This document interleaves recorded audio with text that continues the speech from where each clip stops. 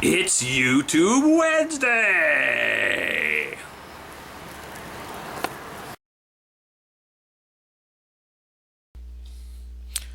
Okay, I am making a Fiji mermaid here. I already had a small skeleton, and I wanted one of these. What I'm using now is Pro Poxy Putty, which is basically it's a two-part putty. It's plumber's putty. It's an epoxy, and you have to mix it together. And you can see me mixing it together here. And you want to wear gloves when you're mixing it together because it's kind of chemically and it's probably not too good for your hands and skin. So I try to wear gloves when I mix it.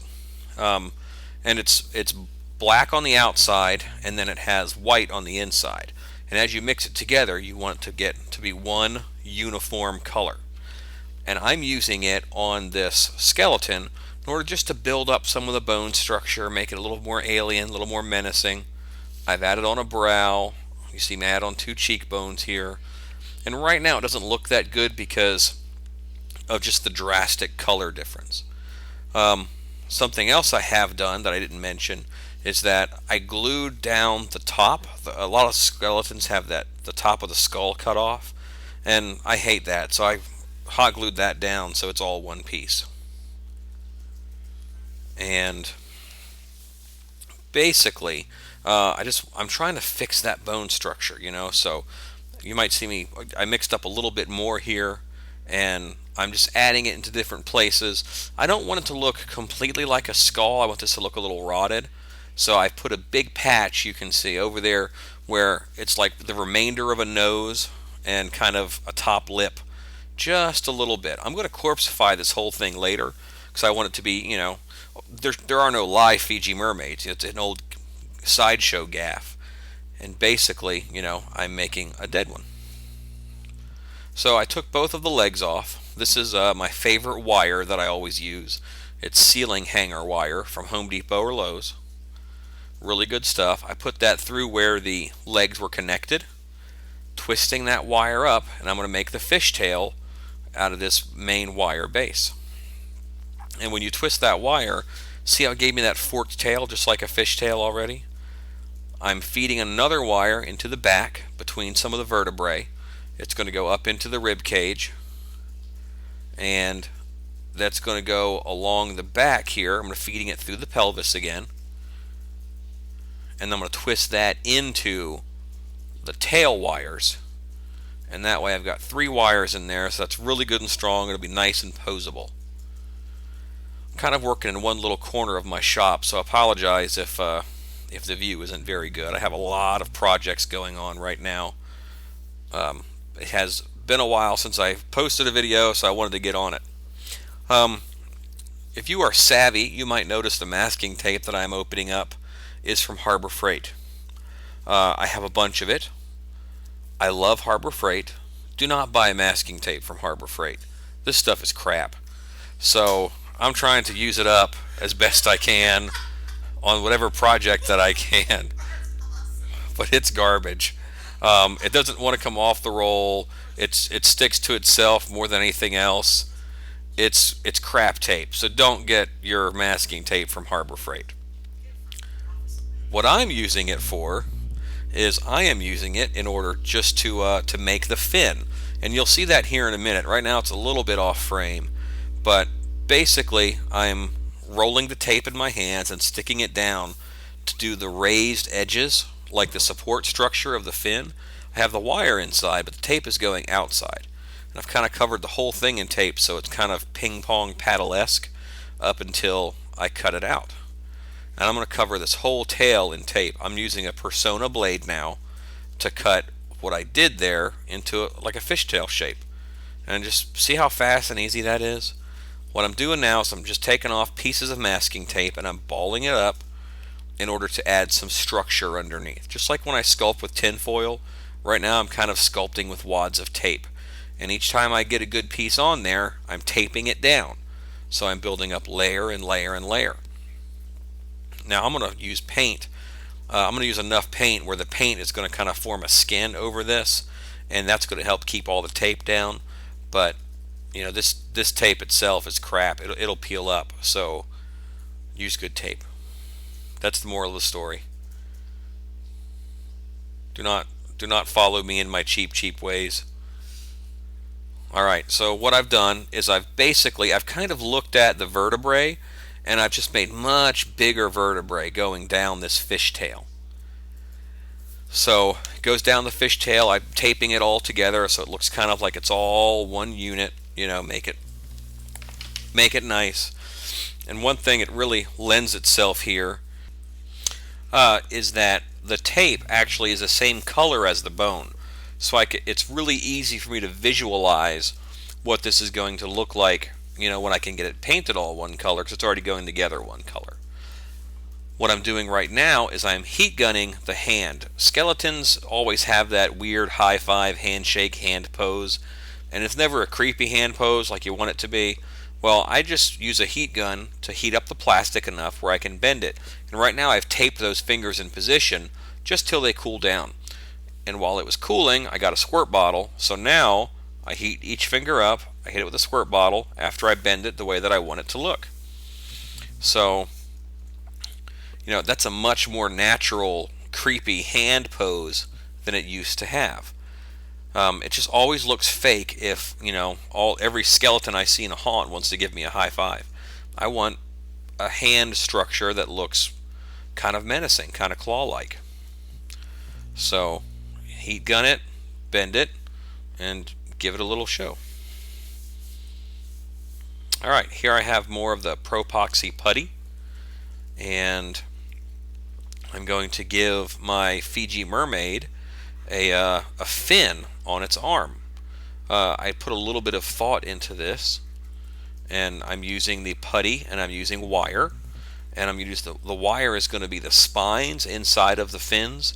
If you think of like a catfish or something, there's those little spikes that kind of make the structure of the fin, and that's what I'm cutting right now out of the wire. And I am using the putty to add on to the bone, and I'm just kind of sticking those fin pieces in there. And I thought a bit about which way the fin should go. If this were a two-legged, two-armed aquatic creature, kind of like the creature from the Black Lagoon, I would run that fin from the wrist pointed down towards the elbow, because it's going to swim with its arms out in front of it and push through the water that way. If it has a tail like this creature and it's going to mostly kick with its tail, then I'm doing the fins the other way, because if its arms are right by its sides while it's swimming through the water, which makes the most sense resistance wise, then the fins are going to be the other way. So I have them from the elbow pointed towards the wrist. And that makes sense if it's moving through the water with its tail and its arms at its sides. If you can make the anatomy that you're doing tell a story and make it make sense, the more believable it is physically, the easier it's going to be for your audience to suspend their disbelief and buy into your world a little bit.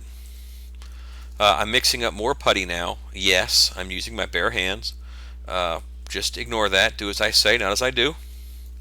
And I'm going to actually use this putty now to make kind of a center spine. I'm going to pick out a couple vertebrae on his back, and I'm going to have these spines just go down its back. I'm supporting the arm because it takes about 10 minutes for this putty to harden, but once it does, it's every bit as strong as the resin on this skeleton. So, just support it for a few minutes, and then it'll stiffen up gradually, and then it's really nice stuff. I like it quite a bit. So I'm adding the spines on now, and I guess it's a little bit hard to tell what I'm doing. Hey, look, I've moved the camera closer. But now you can see the spines. You can probably imagine that fin. I probably should have carried that down the tail a little bit, but I didn't. No spoilers, but that does not happen. I only see that now in retrospect. But yeah, I kind of like the way he is laid out. And currently we're watching putty dry. Oh, look, hey, I'm back. I'm already moving on to the corpsing, and what I'm doing is I'm wrapping saran wrap around it. This is a small project. On a big full skeleton, I'd use something like 3mm plastic, because a bigger person is going to have a thicker skin. I'm kind of scaling this all the way down, and now this creature only gets saran wrap, because I'm making the plastic thinner, because at that size the skin would be thinner. And I'm kind of just using its head and that roll of tape to support it. That's something the Harbor Freight tape is good for. It'll help a skeleton stand on its head. But just as the roll, because the tape itself is not so good. And you can see I'm wrapping the whole thing. I want this to be a little decayed. They always are. The Fiji mermaids, they're a classic sideshow gaff, and they're always a little bit decayed. It looks like I'm putting on a ton of saran wrap, but really, by the time I hit it with the heat gun, it shrinks right down. Holes open up in it. My bone structure shows through. The tape that I did shows through, and it'll really give a nice look. I'm on YouTube, so it's a tiny camera on a tiny screen, explaining to you what I'm doing with clear film. That's kind of difficult, but right now I'm just wrapping the spines. And how I have done this in the past that worked really well, I'm actually not as thrilled with this outcome using the saran wrap, is I would use clear packing tape on both sides and sandwich those spines in between clear packing tape, and then use a razor like I cut out the tail and cut out the spines that way, because that gives a nice clear spine that is pretty stout. And the saran wrap, I don't really get the definition that I want, and it's a little bulky, but it's on there. It's fine for what it is. It'll work. And I'm not missing any part of this. When I'm corpsifying, I want to corpsify the torso, the tail in this case, normally the legs. I'm doing each individual arm. I'm going to do the head. Real fast, real easy. I'm not going to kill myself. It's a corpse. A guy named Eric Molinari's taught me how to corpse stuff, and he said one of the first things he told me was, you cannot mess up a corpse. You cannot mess up a zombie. That's the easiest thing to do. You want to sculpt a person, that's hard. Sculpting a zombie, sculpting gore, that's easy. So, don't worry about this. Just jump into it. If you're corpsing, don't go crazy on the details. That's why I like this plastic technique so much, is that, all those wrinkles and creases, it's very organic, and it just kind of happens. And it does a lot of the work for you. So here I am, corpsing. Look at me go. Heat gun, tiny mermaid, saran wrap. It's a party. I can't use any of the original sound from this video because my workshop is filled with people, and they are laughing and talking and cackling and working on projects, possibly cussing, and the radio is on, so I could not use that audio. And I actually haven't done a voiceover video in quite a while. There is the body of the mermaid sans paint, and here I come with some paint. It looks like I'm ruining it right off the bat because I'm hitting it with a nice terracotta color, but that's kind of just a base. I know I'm going to have darker than that, and I'm probably going to have some lighter colors than that. So I'm just painting the whole thing all over in this nice bright terracotta color, and as I stain it or antique it, it's going to bring that color down so it's a little more palatable. But I want this piece to stand out. I don't want it to just sink into the background. That spray paint has dried already, and now I'm just taking some of my standard leather stain. This is probably a dark brown mixed with a little bit of water, and I'm just painting it all the way in, and I'm toweling it off. It's going to darken this right up. I'm going to have brown and orange, which is going to mix down to be a brownish orange, a nice dark weathered skin tone, like it was beached and rotted on the beach and left in the sun for a while. And I'm probably going to mist this with a green just to give it a hint of that ocean, give it a hint of being of the sea, a little green or a little bit of a little green or a little blue would do it, but blue is kind of a natural color for a body, so the green is more likely. And here I'm just using a spray bottle to apply my stain. I don't know if you'll be able to see it on your screen, but I have several different kinds of stain already set up in spray bottles in my shop that are labeled with my label maker, and I just pick the color that I want and use it in a spray form, nice and fast. And here I'm adding that spray paint, which is it's a floral design master paint, what meant for fake flowers. Really cool stuff. And here's a little last thing I'm going to do now is I'm scraping all of that paint off of the teeth. I'm just popping those teeth back up by scraping it off. And here is kind of the finished Fiji mermaid. You can see that creepy hand detail. You can see the fin on the arm. I'm not doing a good job of showing you the tail, but I think you have a good idea what it looks like. Thanks for watching. Bitch.